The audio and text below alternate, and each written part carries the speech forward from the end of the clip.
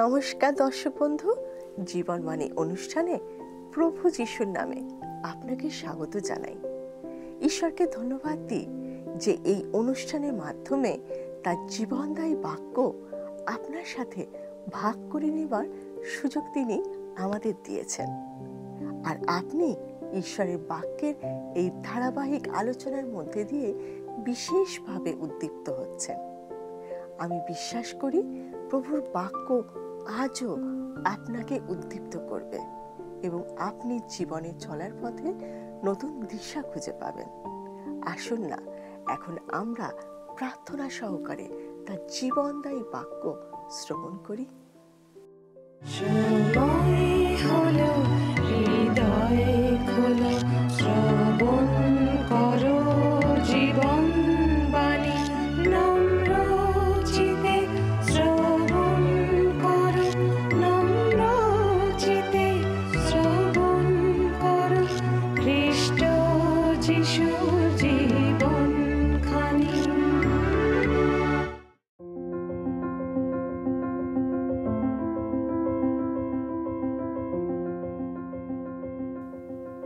আমার বিশ্বাস আপনি আমাদের এই জীবনবাণী অনুষ্ঠান নিয়মিত দেখেন, আর আপনি নিশ্চয়ই জানেন যে আমরা এই অনুষ্ঠানে পবিত্র বাইবেলের বিভিন্ন পুস্তকগুলি ধারাবাহিকভাবে অধ্যয়ন করে থাকি।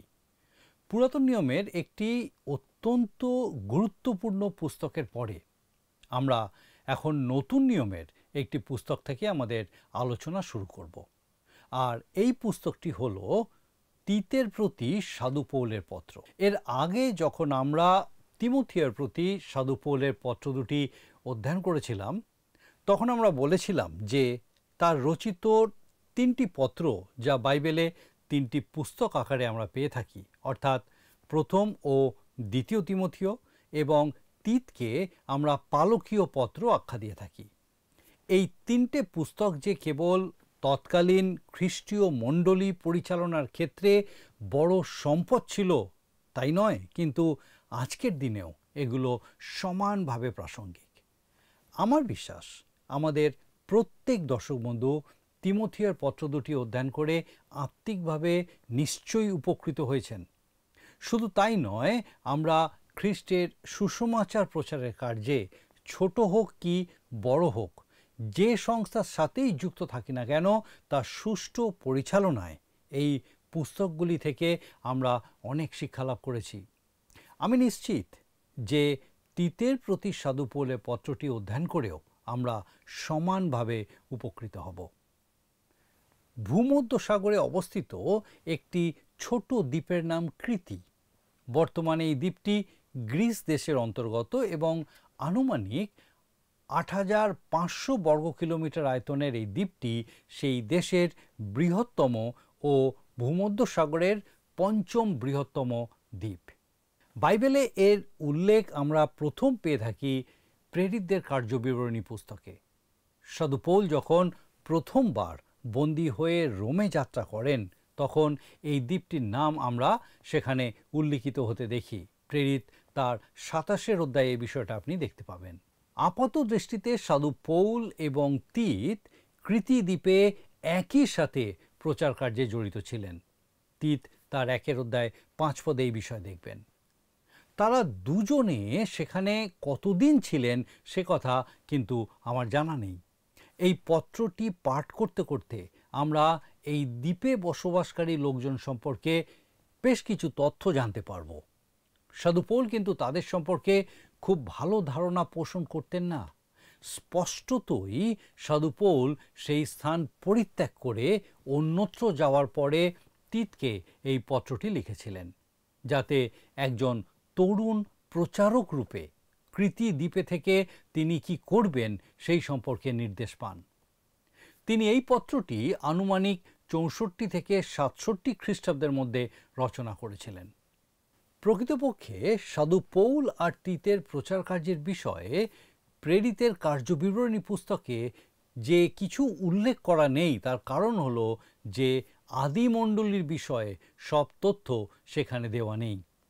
বস্তুত এই পুস্তকটিতে আদিমণ্ডলীর বিষয়ে খুব অল্প তথ্যই দেওয়া আছে।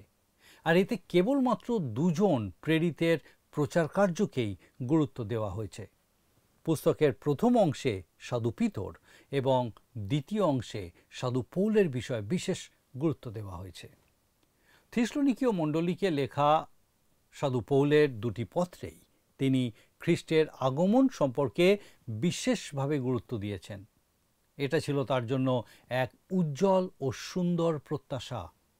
সাধু পৌলের সমালোচকেরা একথাই বলেন যে তার প্রচার কার্যের সূচনাতে এটাই ছিল তার অবস্থান, কিন্তু পরে তিনি আর এই বিষয়ে তেমন গুরুত্ব দেননি। কিন্তু তিতের প্রতি পত্র আর তিমথিয়ের প্রতি প্রথম পত্র একই সময়, অর্থাৎ সাধু পৌলের প্রচার কার্যের একেবারে শেষ সময়ে রচনা করা হয়েছিল। তিত তার 2 অধ্যায় 13 পদে সাধু পৌল লিখেছেন, এবং পরম ধন্য আশা সিদ্ধির জন্য এবং মহান ঈশ্বর ও আমাদের ত্রাণকর্তা যীশু খ্রিস্টের প্রতাপের প্রকাশ প্রাপ্তির জন্য অপেক্ষা করি। সাধু পৌল কিন্তু মণ্ডলীর পরম ধন্য আশা সিদ্ধি হারিয়ে ফেলেননি। আমি মনে করি তখনও সেটা উজ্জ্বল হয়েছিল এবং আরও উজ্জ্বল হয়ে উঠবে, যে পর্যন্ত দিনের আরম্ভ না হয় এবং প্রভাতীয় তারা তোমাদের হৃদয়ে উদিত না হয়। 2 পিতর তার 1 অধ্যায় 19 পদ। তিমথিও ও তিত ছিলেন 2জন তরুণ প্রচারক, যাদের প্রভুর কাছে নিয়ে আসার সৌভাগ্য সাধু পৌলের হয়েছিল। তিনি তাদের দুজনকেই তার পুত্র, তার প্রকৃত পুত্র বলে সম্বোধন করেছেন, অর্থাৎ তিনি দুজনকেই খ্রিস্টের পরিত্রাণকারী জ্ঞানের দিকে চালিত করেছিলেন। এই 2 ভ্রাতার উদ্দেশ্যেই সাধু পৌল পত্র রচনা করেছিলেন, তিমথিয়ের প্রতি 2টি এবং তিতের প্রতি 1টি পত্র। এই পত্রগুলিকেই পালকীয় পত্র বলা হয়, কারণ এই পত্রগুলির মাধ্যমে সাধু পৌল স্থানীয় মণ্ডলীর বিষয়ে এই যুব প্রচারকদের নির্দেশ দিয়েছিলেন। এই পত্রগুলি আজ আমাদের জন্যেও খুব লাভজনক বলে প্রমাণিত হয়েছে। স্থানীয় মণ্ডলী সম্পর্কে আজ আমাদের কাছে এত বেশি নির্দেশনা আছে, আমি মনে করি স্থানীয় মণ্ডলী পরিচালনা নিয়ে যত বই লেখা হয়েছে তা দিয়ে একটা গোটা গ্রন্থাগার হয়তো ভরিয়ে ফেলা যাবে। শাস্ত্রে আমাদের কেবল এই 3টি পত্রই আছে, আর সেগুলি খুবই ক্ষুদ্র, তবু এগুলো আমাদের মণ্ডলীর জন্য প্রয়োজনীয় কার্যপ্রণালী প্রদান করে।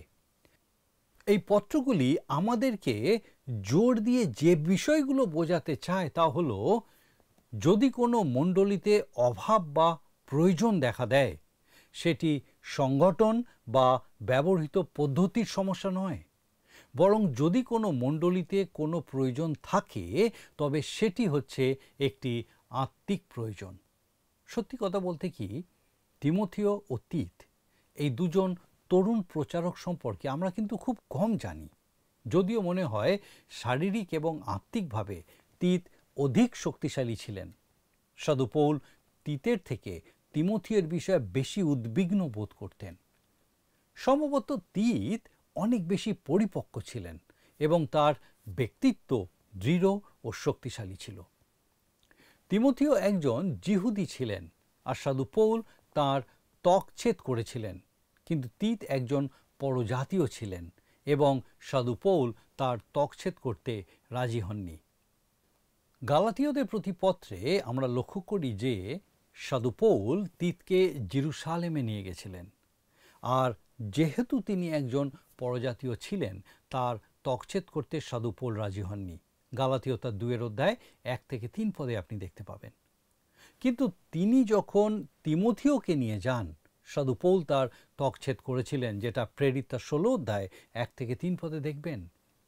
সাধু পৌল একজন যুব প্রচারকের ত্বকচ্ছেদ করেছিলেন, কিন্তু অন্যজনের ত্বকচ্ছেদ করতে অস্বীকার করেছিলেন। এর থেকে যদি আপনাকে কোনো নিয়ম বার করতেই হয়, তবে সেটা একটাই হতে পারে, কারণ ত্বকচ্ছেদ কিছুই নয়, অত্বকচ্ছেদও নয়, কিন্তু নতুন সৃষ্টি সার। গালাতীয় তার 6 অধ্যায় 15 পদ। সাধু পৌল বলেছিলেন তিনি সকলের কাছে সব কিছু হতে চান, যাতে তিনি কিছু লোককে খ্রিস্টের কাছে আনতে পারেন। তিনি জিহুদীদের কাছে জিহুদি এবং অজিহুদীদের কাছে তাদেরই মতো হতে চেয়েছিলেন। এই কারণে তিনি তিমথিয়ের তকছেদ করেছিলেন যে তারা সমাজগৃহে প্রবেশ করেছিলেন। কিন্তু জেরুসালেমে মণ্ডলীর মহাসভায় সুসমাচার যখন বিপন্ন হয়ে পড়েছিল আর কোনো মতে কোনো নিয়মকানুন তার মধ্যে ঢুকে পড়ে, সেটা সাধু পৌল কোনো মতেই হতে দিতে চাননি। প্রেরিত তার 15 অধ্যায়ে বিষয় দেখতে পাবেন। আর সেই কারণেই তিনি তিতের তকছেদ করতে অস্বীকার করেছিলেন। যখন কেউ খ্রিস্টীয় জীবনযাপনের চেষ্টা করতে গিয়ে কিছু ছোট ছোট নিয়ম তৈরি করে, যা আসলে কেবলমাত্র এক ধরনের আচার ব্যবহার ছাড়া আর কিছু নয়, তখন সেটা খুবই বিপজ্জনক বিষয় হয়ে ওঠে। আপনার যদি প্রভু যীশু খ্রিস্টের সঙ্গে ব্যক্তিগত সম্পর্ক না থাকে, তবে সব কিছুই সম্পূর্ণ অর্থহীন হয়ে যায়। তিতকে লেখা এই পত্রে আমরা নতুন নিয়মের মণ্ডলীর একটি সুন্দর চিত্র দেখতে পাই। সেখানে সেটি একটি সংগঠন রূপে সমাজে পূর্ণভাবে প্রতিষ্ঠিত হয়েছে। আজ অনেককেই বলতে শোনা যায় যে তারা একটি নতুন নিয়মের মণ্ডলীর সভ্য। আমি তাদেরকে প্রশ্ন করতে চাই যে সম্প্রতি তাদের কেউ কি হঠাৎ করে সেখানে পড়ে প্রাণত্যাগ করেছে? আমি নিশ্চিত তারা বলবেন যে এইরকম অভিজ্ঞতা তাদের হয়নি।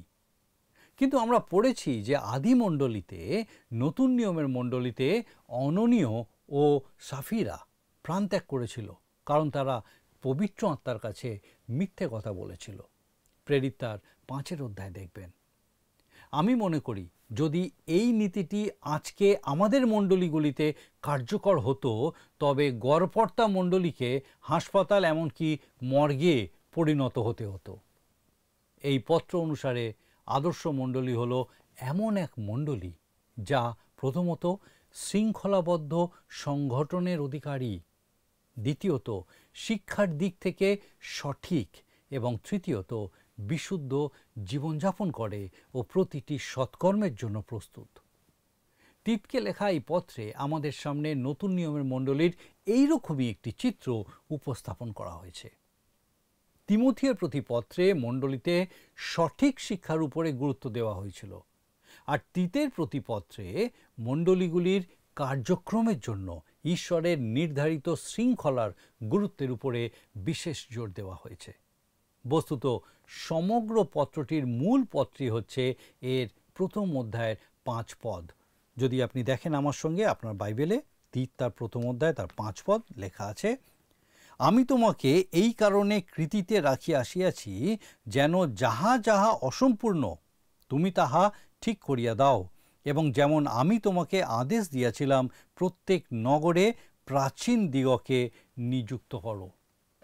তিতের উপরে দায়িত্ব ছিল যেন তিনি কৃতির মণ্ডলীতে সমস্ত কিছু সুশৃঙ্খল করে তোলেন। এই পুস্তকটির 1 অধ্যায়ে সাধু পৌল বলছেন যে মণ্ডলীকে একটি শৃঙ্খলাবদ্ধ সংগঠন হতে হবে। আমরা এক্ষুনি পড়লাম এই বিষয়। 2 অধ্যায়ে তিনি মণ্ডলীকে ঈশ্বরের বাক্য শিক্ষা দেওয়া ও প্রচার করার উপরে জোর দিয়েছেন।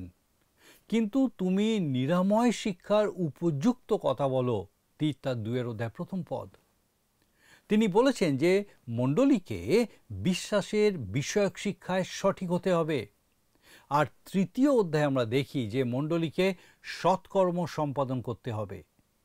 তুমি তাহাদিগকে স্মরণ করাইয়া দাও, যেন তাহারা আধিপত্যের ও কর্তৃত্বের বশীভূত হয়, বাধ্য হয়, সর্বপ্রকার সৎক্রিয়ার জন্য প্রস্তুত হয়। তিত তার 3 অধ্যায় 1 পদ।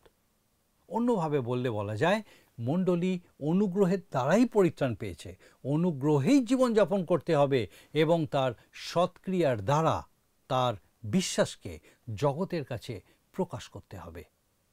আমার মনে হয় আজকের দিনে এমন একটি মণ্ডলী খুঁজে পাওয়া খুবই কঠিন, যা এই 3টি দিকই ব্যবহার করছে এবং এই 3টি গুরুত্বপূর্ণ বিষয়ে সমানভাবে জোর দিচ্ছে।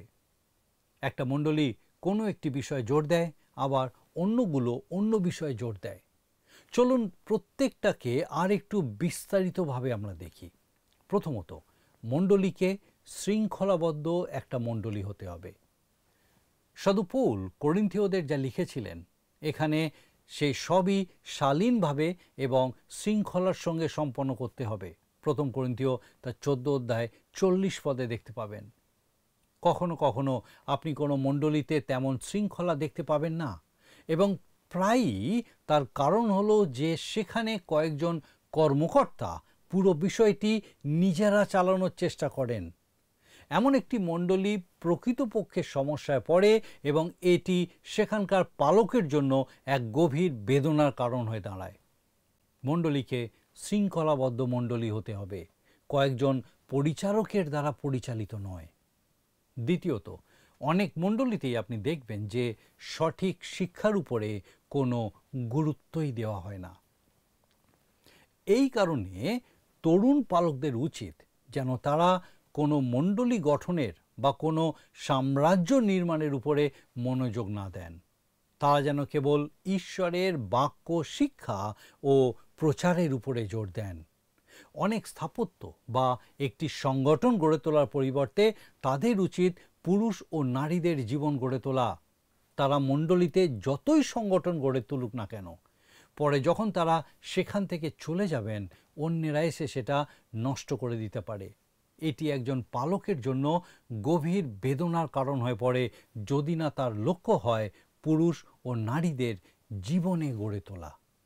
পরিশেষে একটি মণ্ডলীকে প্রতিটি সৎকর্মের জন্য প্রস্তুত থাকতে হবে। কখনো কখনো আমরা শিক্ষার উপরে এতটাই জোর দিই, যদিও আমি মনে করি না যে আমরা এটা অতিরঞ্জিত করি, যে আমরা সৎকর্মের উপর পর্যাপ্ত জোর দিই না। একটি মণ্ডলীকে সৎকর্মে নিয়োজিত থাকতে হবে। অনেক খ্রিস্টীয় সংস্থা তাদের কার্যক্রম চালিয়ে যেতে অর্থ সংগ্রহ নিয়ে এতটাই ব্যস্ত থাকে যে তারা মানুষকে সাহায্য করাচ্ছে তাদের থেকে দান আদায়ে বেশি আগ্রহী হয়ে ওঠে। অনেক মানুষের সাহায্যের প্রয়োজন আছে, শুধু আত্মিক সাহায্য নয়, শারীরিক সাহায্যেরও প্রয়োজন আছে। আনন্দের বিষয় হলো যে এমন অনেক মণ্ডলী আছে যারা মানুষের সাহায্যে নিযুক্ত থেকে একটি সৎকর্ম করে চলেছে। এটি হলো তিতকে লেখা এই পত্রের একটি সংক্ষিপ্ত সারাংশ মাত্র। উদার মতবাদ 3 অধ্যায়টির উপরে বেশি জোর দেওয়ার চেষ্টা করেছে, যেখানে সৎকর্মের কথা বলা হয়েছে, অথচ তার আগে থাকা শৃঙ্খলা ও শিক্ষা সম্পর্কিত এই 2টি অধ্যায়কেই সম্পূর্ণ উপেক্ষা করেছে। যতক্ষণ না একটি মণ্ডলীতে সাধু পৌল নির্দেশিত এই 3টি দিক, শৃঙ্খলা, সঠিক শিক্ষা ও সৎকর্ম উপস্থিত থাকে, ততক্ষণ সেটা নতুন নিয়মের মণ্ডলী নামে পরিচিত হওয়ার দাবি জানাতে পারে না। আসুন আমরা এই পুস্তকটির বিষয়বস্তুর একটি রূপরেখা দেখার চেষ্টা করি। প্রথমত, মণ্ডলী হলো একটি সংগঠন। 1 অধ্যায় ভূমিকা, 1 অধ্যায় 1 থেকে 4 পদ। একটি শৃঙ্খলাবদ্ধ মণ্ডলীতে অবশ্যই নির্ধারিত যোগ্যতা সম্পন্ন নিয়োজিত প্রাচীনদের থাকতে হবে, 1 অধ্যায় 5 থেকে 9 পদ। কৃতীয়দের কুখ্যাতি, 1 অধ্যায় 10 থেকে 16 পদ। মণ্ডলীকে ঈশ্বরের বাকি শিক্ষা দিতে এবং প্রচার করতে হবে, এটা হচ্ছে 2 অধ্যায়। মণ্ডলীকে সঠিক শিক্ষা দিতে হবে, 2 অধ্যায় 1 থেকে 10 পদ। মণ্ডলীকে ঈশ্বরের অনুগ্রহ প্রচার করতে হবে, 2 অধ্যায় 11 থেকে 15 পদ। তারপরে 3 অধ্যায় মণ্ডলীকে সৎকর্ম সম্পাদন করতে হবে। সৎকর্ম হলো পরিত্রাণ লাভের একটি প্রমাণ, যেটা আমরা 3 অধ্যায় 1 থেকে 7 পদে দেখব, পবিত্র আত্মার কার্য সকল। সৎকর্ম বর্তমান ও ভবিষ্যতের জন্য লাভজনক, 3 অধ্যায় 8 থেকে 15 পদ। আমাদের আগামী পর্ব থেকে আমরা এই পুস্তকটি বিস্তারিতভাবে আলোচনা করা শুরু করব। আসুন এখন আজকে যে যে বিষয়গুলো আমরা আলোচনা করলাম তার সারাংশ সংক্ষিপ্ত রূপে আরেকবার দেখে নিই।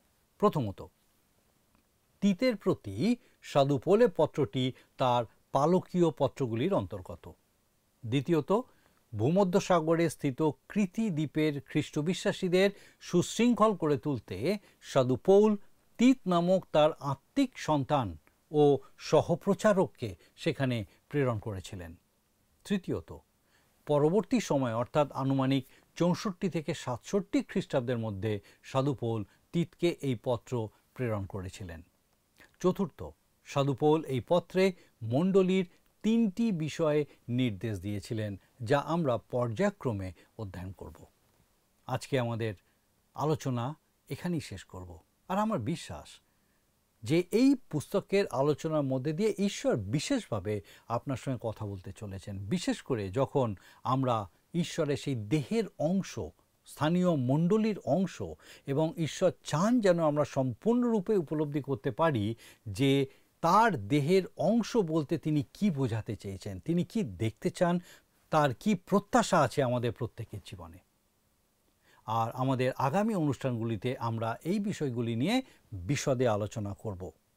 আসুন এখন প্রার্থনায় যাব, আর আমি চাইব আপনি আমার সঙ্গে যোগ দিন। আসুন প্রার্থনা করি। পরম করুণাময় স্বর্গীয় পিতা, ধন্যবাদ দিই প্রভু তোমার পবিত্র পরাক্রমে আরেকটি বার তুমি এই সুন্দর সুযোগ দিয়েছিলে যেন তোমার জীবন্ত বাক্যের সহভাগিতায় পিতাগো আমরা তোমার রব শুনতে পাই। ধন্যবাদ দিই আমাদের সেই প্রত্যেক দর্শক বন্ধুর জন্য, বিশেষভাবে সেই আজকে প্রত্যেকের সঙ্গে তুমি কথা বললে। প্রার্থনা করি আমাদের সেই প্রত্যেক দর্শক বন্ধু, তাদের পরিবার পরিজন প্রত্যেকের জন্য পিতা, যেভাবে তুমি তাদেরকে আত্মায় উজ্জীবিত করে চলেছ প্রভু, প্রার্থনা করি সেই মতো ভাবে পিতাগো তাদেরকে শারীরিকভাবে মানসিকভাবেও তোমাতে বেড়ে উঠতে সাহায্য করো। প্রার্থনা করি যদি কেউ অসুস্থ থাকেন, হয়তো কঠিনভাবে অসুস্থ, অনেক দিন যাবৎ অসুস্থ, প্রার্থনা করি প্রভু তোমার পবিত্র পরাক্রমে তোমার অনুগ্রহের হাত সেই অসুস্থ ব্যক্তির শরীরে রাখো, এবং তোমার সেই মহা পরাক্রমে তোমার আরোগ্যতা সেই অসুস্থ শরীরকে উপলব্ধি করে তোমার গৌরব করতে সাহায্য করো। ধন্যবাদ দিই পিতাগো সেই প্রত্যেকের জীবনে তোমার আরোগ্যতা নিয়ে আসার জন্য। আমাদের প্রত্যেক দর্শক বন্ধু, তাদের পরিবার পরিজন, তাদের গৃহসমূহ তোমার চরণে সমর্পণ করি। তোমার আশীর্বাদে পূর্ণ রাখো, তোমার পবিত্র পরাক্রমে পূর্ণ রাখো, সমস্ত মন্দতা থেকে রক্ষা করো, এবং তোমাতে বৃদ্ধি পেয়ে তোমার গৌরব করতে সাহায্য করো। তোমার যিশু নামে ভিক্ষা দয়া করে শ্রবণ ও গ্রহণ করো। আমেন।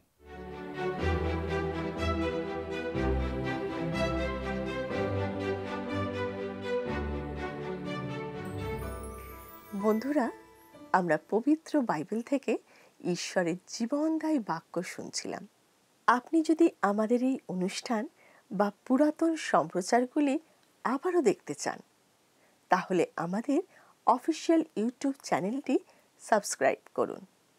ভালো লাগলে ভিডিওটি লাইক করুন এবং আপনার বন্ধুবান্ধবদের সাথে শেয়ার করুন। আর অবশ্যই আপনার মতামত কমেন্ট সেকশনে জানান। শাস্ত্র বলে বাক্য নিষ্ফল হয় না, আর তাই আমি বিশ্বাস করি আর যে বাক্য আপনি শুনেছেন তা আপনার জীবনে ফলপ্রসূ হবে। আপনার কোনো প্রশ্ন থাকলে আপনি টিভি স্ক্রিনে দেওয়া নাম্বারে আমাদের জানাতে পারেন। আমরা চেষ্টা করব আপনার প্রশ্নের উত্তর দিতে। এখন আমরা প্রশ্ন উত্তর পর্বে যাই এবং শুনে নিই আজকের দিনের প্রশ্ন। প্রিয় বন্ধু, আসুন আমরা আজকের প্রশ্ন উত্তরে আসি। গতকালের প্রশ্নের উত্তর অপশন বি, পূর্ব। আজকের প্রশ্ন, সাধু পৌল যখন তিতকে পত্রটি লেখেন তখন তিত কোথায় ছিলেন? অপশন এ, জেরুসালেমে, বি, থিসলনিকিতে, সি, রোমে, ডি, ক্রেতে দ্বীপে। বন্ধু, এই প্রশ্নের উত্তর আগামীকাল সন্ধ্যা 6টার মধ্যে option A, B, C, D সহকারে আপনার নাম ও সম্পূর্ণ ঠিকানা সহ 9433497235 এই নম্বরে SMS বা হোয়াটসঅ্যাপে পাঠাবেন।